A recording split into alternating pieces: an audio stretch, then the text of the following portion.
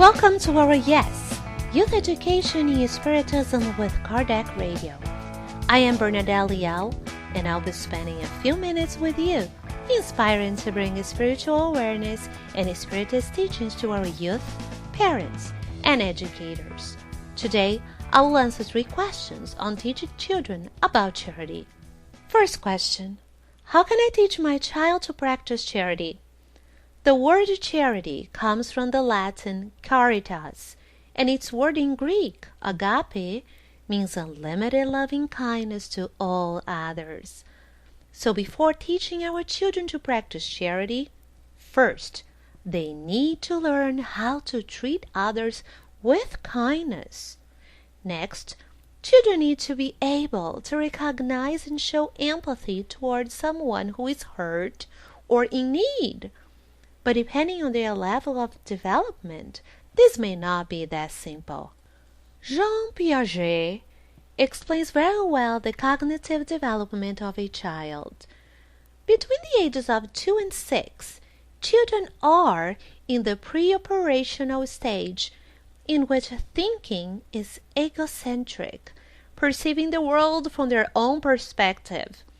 If your child is being selfish at this stage, it is part of their developmental level, but it does not mean that he cannot learn a behavior, even though he may not completely understand or feel it.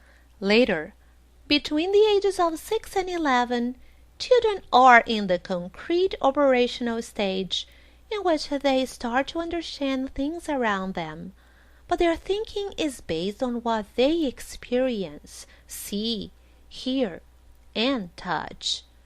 This is the perfect time to get them involved in some charitable activity and expose them to situations in which they will learn about compassion.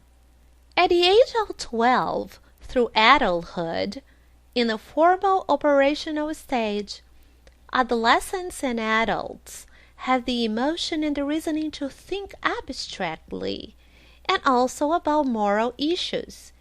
In this stage, teenagers can do wonderful things to help our brothers and sisters who are in need, because they are able to acknowledge someone's pain and also think of ways to help him. Second question: what are some ideas to help my child begin practicing charity? An easy way to start is by involving your child in the process of donating some of his clothes, toys, or objects that he no longer needs. This is a great exercise to teach him about detachment. Then, drive to the donation center and have your child help you to carry the boxes out and hand them over. When you are done, talk to your child and explain how much joy and help he has provided to some children that are in need. You can also teach your child about money. If your child receives an allowance, encourage him to put in a glass jar a small amount every time he receives his allowance. It could be just $1. If you can afford it, match the amount that is in a jar, increasing its sum. Then, find a cause to which you and your child like to donate the money. Another suggestion is to buy canned food with that money to donate to the food bank in your neighborhood. Children can also donate their time. Find something that you can do in your community, school, church, Spiritist center, once a week or a month, and do it together. You can invite your child's friends and family to get involved too. It will give him a sense of community, a sense that he and his friends are working together towards a common goal.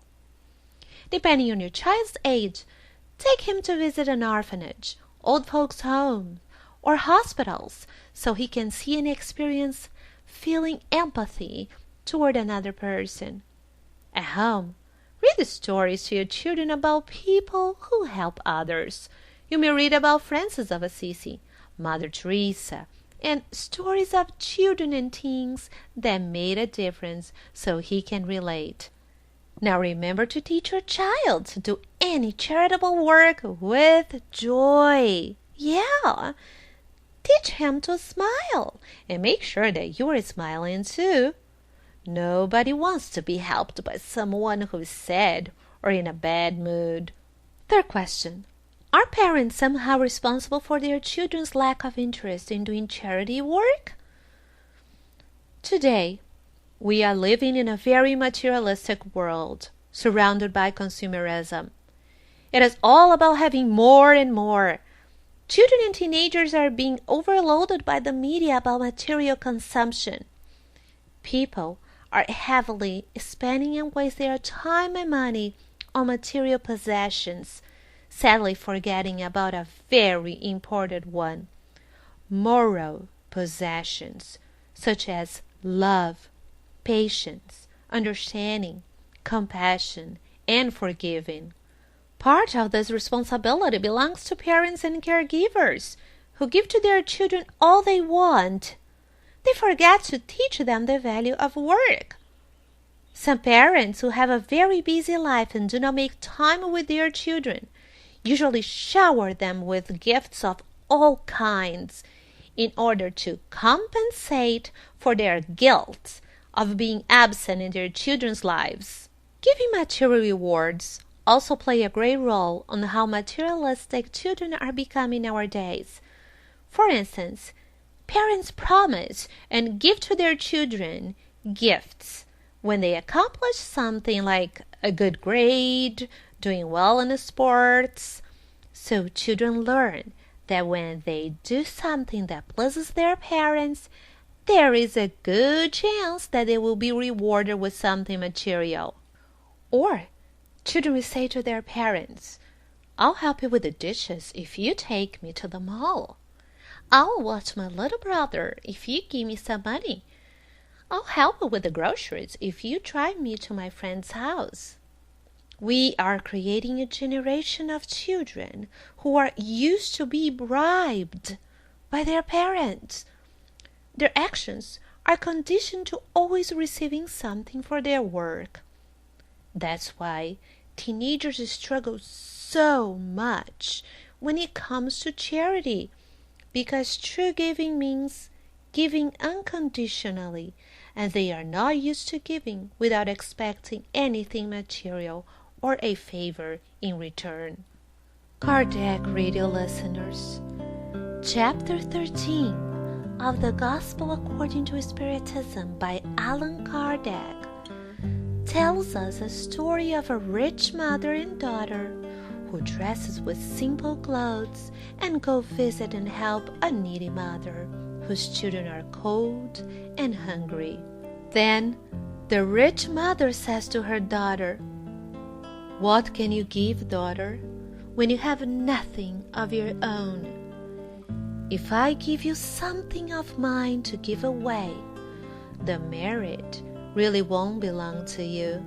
It is just me doing the giving in a different guise. What good does that kind of giving do? No, it isn't fitting for you. So instead, when I visit the sick, you will help me treat them." What a great example of teaching our children about charity and compassion. Let's also teach them that life can change at any moment. Today, you are helping someone, but tomorrow you are the one who may need some help. Thanks for listening to Yes, and if you have any questions, please email us at kardec@kardecradio.com.